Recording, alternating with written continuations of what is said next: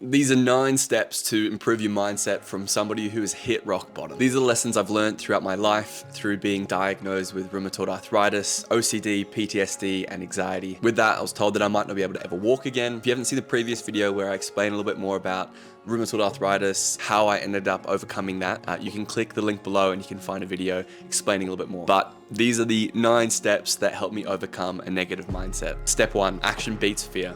Just start. No, this is overstated, but it really is the first step. But just starting is normally the hardest process. Take those steps in the right direction and you will make progress. Realize that you need change. Realize that you just need to start as well. Start moving in any direction. It doesn't matter. As long as you're moving, that's the main thing we want to be aiming for. Don't focus on the results. Don't focus on being a perfectionist. Don't focus on the most optimal. Just focusing on the process is where we want to start. Reading 1 page a day, walking to the mailbox, going to the gym for at least 1 exercise. We want to move away from the absolute objective and make sure that we're focusing on the process. And when we do that, we can focus on doing that multiple different times. Maybe you want to go to the gym. Instead of going to the gym for an hour, just getting to the gym is where we want to start. Maybe you want to walk or run more. Just putting your clothes on and getting out the door is where we want to start. You've got to be focusing on starting. Not tomorrow, not next week, but now. Maybe there's nothing you can do. Maybe it's late at night. Maybe you can organize your clothes for the next day. Set an alarm. Just give yourself time to prepare. Aim for the small steps and the rest will follow. But just start is the most important. Step 2, make friends with the hard stuff and embrace uncomfortability. Being in your comfort zone, you will not achieve anything. Nobody has done anything noteworthy in their comfort zone. And unfortunately, anything that deserves progress is in that uncomfortability. If you want to look good and feel good, eating well and working out, they're uncomfortable. If you want to build a business with no guarantee, that's a lot of energy, time, and money invested. Knowing that if there's any uncomfortabilities you're feeling, that's where you want to be, and that's where the growth will lie. We don't want 2 feet in uncomfortability. We want a foot in comfort and a foot in uncomfortability, and that's where the growth is. If you can embrace this mindset and embrace the uncomfortability, you will grow and you will learn from it. If you want to face it through comfort, you won't make it. Imagine going to the gym, picking up a weight and going, this is too heavy, and leaving. It's not the way it works. You need that weight. You need that challenge to progress and move forward. Make friends with uncomfortability. Step 3, stop lying to yourself.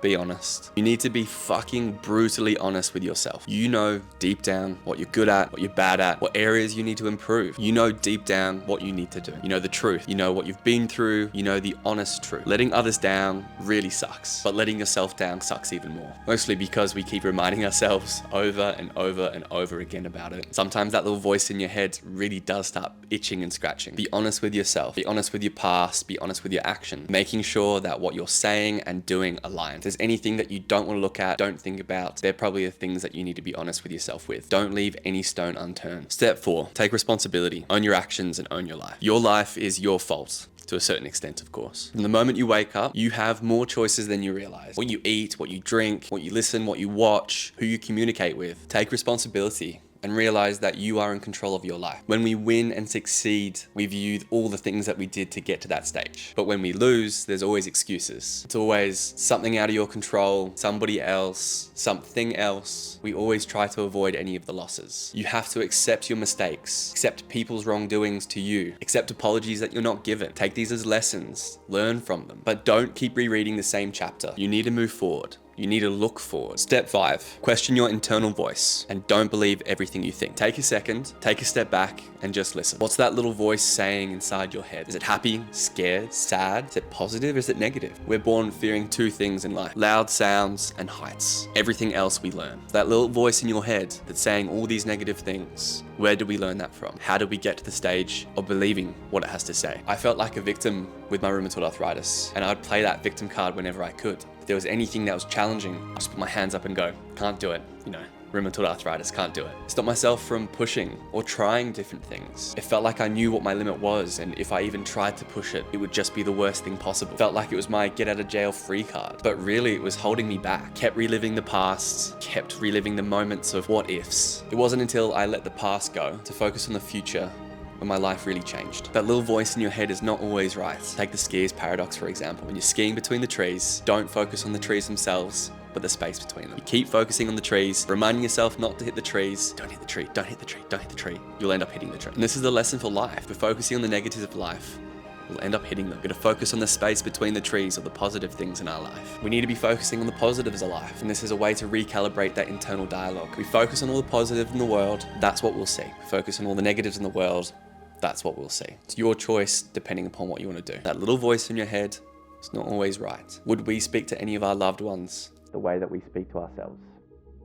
Step 6, review your inputs. Choose better inputs, get better outputs. Every second, we receive about 11 million pieces of information. Our conscious brain can only process about 50. Not only should we be reviewing what we put into our bodies through eating and drinking, but we also need to be paying attention to what else we're bringing in, what we're listening to, what we're seeing, what we're viewing. All that information is still coming in. We really need to make sure that all of that is bringing us up and not dragging us back down. You need to review what is being input into your life, just how fuel is to a car, food is to our bodies, but the greater accumulation of what we eat, drink, sleep, sunshine and movement is our input to our not only physical but mental health. We need to take a step back and review if all the inputs coming into our life, positive or negative, making sure not only we're eating well and drinking enough water, but we're getting enough sleep, getting some sunshine, doing some movement. Step 7.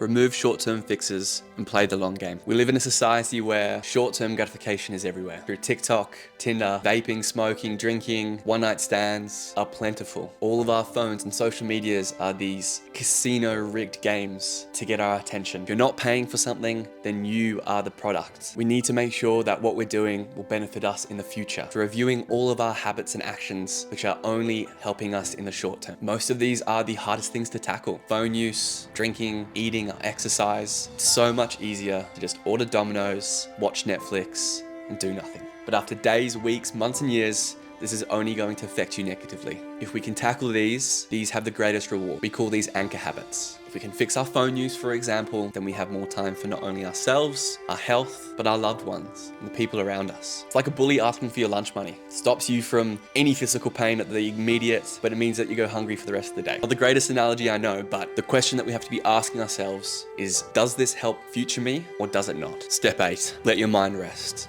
Switch off. From the moment we wake up most days, we've got audio playing from podcasts, Netflix in the background. We're always constantly trying to distract ourselves. This doesn't let your mind rest at all. We need to prioritize just letting your brain relax. Most of the time we're trying to soothe our mind and our body and run away from our problems. I know I did. Grabbing our phone, scrolling, watching Netflix. We're wanting it to block anything that's coming in. There's something that you don't want to face. That little voice in your head keeps calling out to you. This is something that you need to focus on. If you're lying in bed, and your mind's wandering or racing, this is also another sign that you need to relax, take a breath, and just allow things to move in the direction it needs to move. Try eating food without watching a screen, cooking dinner without listening, driving in your car without a podcast. Go for a walk for the sake of a walk. Allow yourself and your brain to come back to resting. Hear it, listen to it, engage with it. Stop trying to fight off the voices, hear and listen to them. The biggest culprit I find is our phones. There'll be a video revolving around our phone use coming soon as well.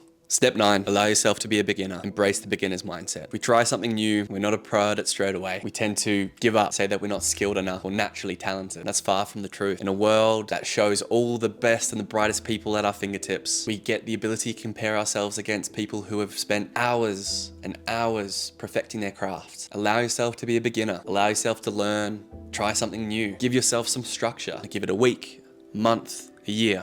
If you want to learn a language, it takes time and patience. If you want to learn a sport or a new hobby, learning a new software takes time. It's all not just luck and skill. It does require some patience. And this comes back from the instant hits of dopamine. We're not getting those quick hits. We're not sticking with it long enough. Just like everything else, being physically healthy and mentally healthy takes time, effort, and energy. Give yourself permission and time to heal. I wish I could say that everything will be fine in a week or a month or a year. It took me years to get to where I am now.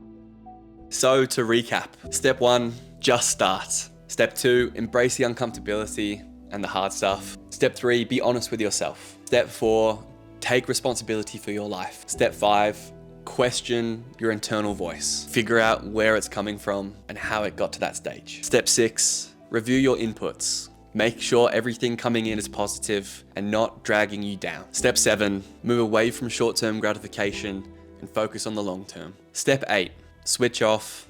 Let your brain rest. Try breathwork and meditation. We've got some videos on the channel if you'd like to follow along. Step 9, embrace the beginner's mindset. Give yourself permission to be a beginner and be new. These steps can be rearranged in any order that works best for you. I just found that this was the best formula for me. Even if you took one piece of advice away, I hope it was worth it. Thank you very much for watching to the very end. If you'd like to support us, liking and commenting on this video really goes a long way, and subscribing to our channel. Anyway, keep on living the dream.